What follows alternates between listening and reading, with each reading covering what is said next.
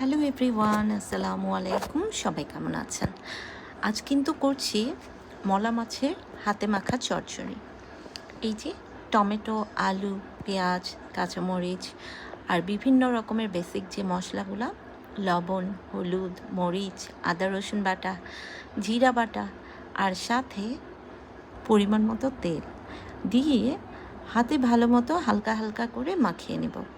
তারপর পরিমাণ মতো পানি দিয়ে চুলাতে বসিয়ে দিব একদম মিডিয়াম থেকে লো আছে, তারপর মিডিয়াম আছে দিয়ে একদম মাখা মাখা ভাজা ভাজা করে নেব। নামানোর আগে ঠিক ধনিয়া পাতা আর সামান্য কিছু কাঁচামরিচ ফালি করে দিয়ে দেব। কী যে সুন্দর একটা ঘ্রাণ আসে! এই যে হাতে মাখা চচ্চড়িটা খেতে কিন্তু দারুণ লাগে গরম গরম ভাতের সাথে লেবু দিয়ে। কার কার পছন্দ বলেন তো?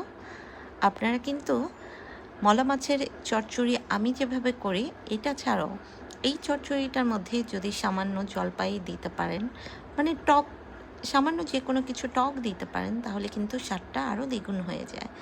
গরম গরম ভাতের সাথে গরমের দিনে খেতে ভীষণ মজার হয়। ঠিক এভাবে চেষ্টা করে দেখতে পারেন।